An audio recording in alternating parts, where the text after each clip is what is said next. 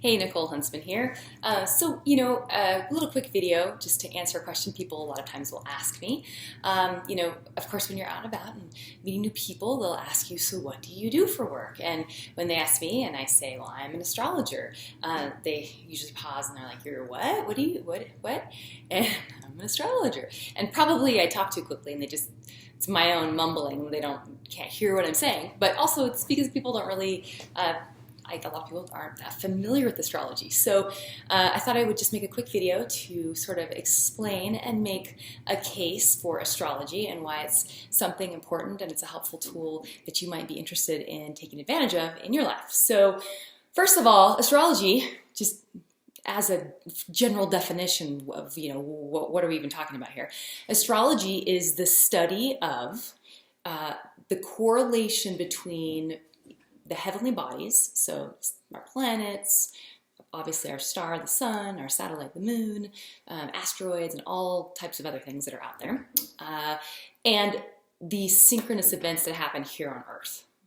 Okay, so astrology originally, traditionally was used by nations and by, groups of people to guide big decisions. Should we go to war? Should we not go to war? Is a king going to be born or not? Jesus, it's the magi, the three magi that followed conjunction, I believe, is what they saw a star, but I believe it was like possibly a conjunction or some sort of, unusual heavenly event in the sky that they knew was significant, and so they followed it and found baby Jesus. So, it's this idea that we as humans have searched for meaning, time immemorial. We've always searched for meanings ever since we've had the understanding that we're going to die one day. And as soon as there's, I think as Joseph Campbell talks about, the first human that sort of put a pole in the ground and then other humans started walking around it, they created a ritual, right? So it's this idea that there's meaning behind the mundane kind of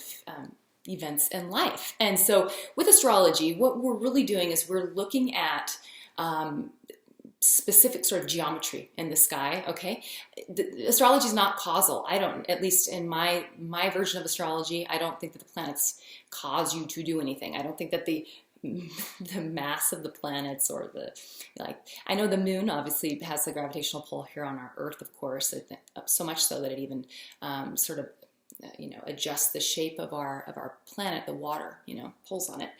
But it's observing the significant events in history and then observing and seeing the sky and what was happening in the sky.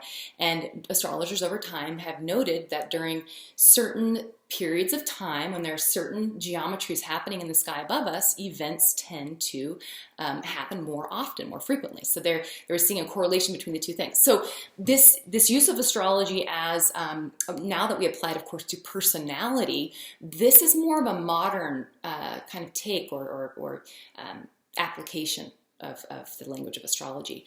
And the idea is, the way I think of astrology, like your birth chart, you were born at a specific moment in space-time, and I like to think of space-time, it's a spiral in my mind. We are on a planet that is orbiting a star, and this solar system we are part of is itself moving and orbiting, right?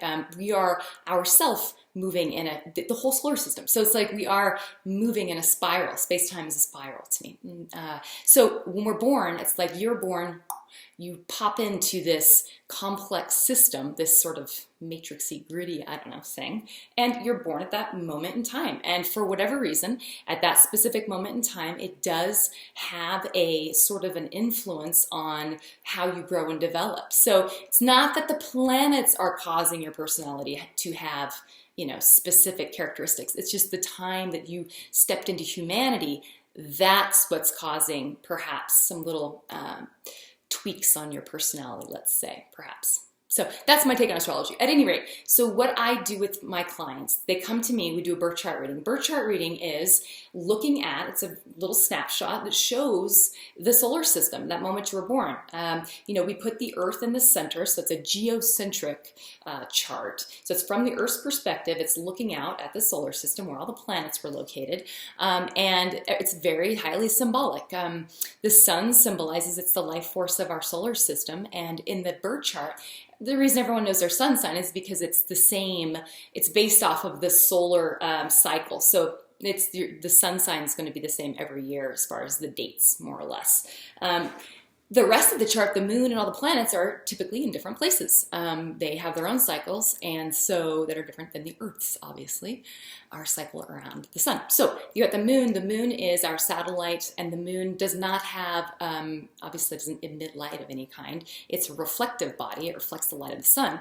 So it's a receptive, it's symbolic of the receptive, and it's symbolic of our emotions, the inside of us, right? The moon does not, it's locked. It does not spin, right? It doesn't rotate. It faces us always the same. So you've got the side of the moon that is lit, that we can see, and then you got the dark side of the moon. So it's very symbolic of your inner world, right? Emotions, the inside of you that no one else really truly knows, and you yourself may not fully understand. That's also unconscious. So anyway, and we also look at some of the other personal planets, we call them, which would be the planets that are closer to the sun and closer to us, of course, such as Mercury and Venus and Mars. And then we start scooting out into Jupiter and Saturn, and then moving on out into the outer planets.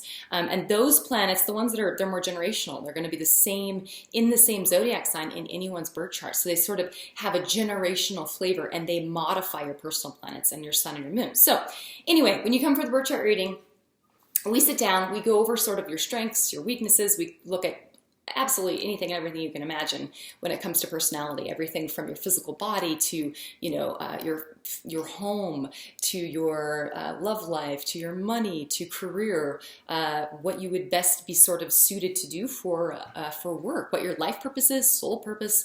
I mean, we look at anything and everything. And if you have something in particular you want to look at that we don't cover, tell me and we'll take a look at it. It's in there. And then, so the birth chart reading for me is kind of more, it's more for me. So I would say it's like we're shaking hands. It's for me to kind of get to know you. Then the magic begins, because then we can take that chart and we can move it through time and space. So we can take your birth chart, it always stays the same, and then we can overlay the current planets on top of it, and we can see what's happening in your life. Those are called transits. And we can also take your birth chart and do a few different things where we do some modifications, where we create different types of charts, such as one called the solar return, which will give us sort of a snapshot of a whole year for you from your birthday more or less. It's when the sun returns to the location it was at when you were born, okay, for the current year.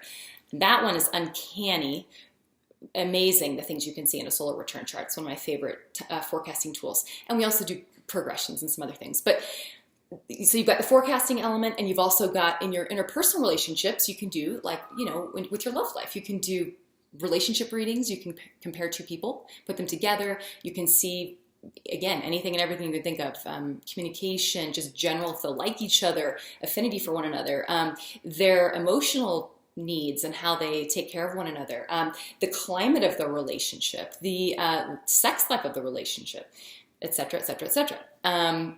So powerful tool. And a lot of people that come to me typically don't just come for one reading. A lot of people come, have the birth chart done, and then they come back for forecast, and then they let things play out. And I love having people come back that have visited me for forecast. They bring their notes and all the things, that we talked about, boom, boom, boom, all these different things have happened. So it's a powerful tool, and I wouldn't do it if I didn't love it. I'm passionate about what I do. And so I invite you to message me and come get a reading. It's a great Christmas gift too. So anyway, if you have questions, inbox me. I'm happy to help you. Or you can go to my website, moderncosmic.com, and you can schedule your reading right on my site yourself. So, all right. Hope that's helpful. Okay, bye.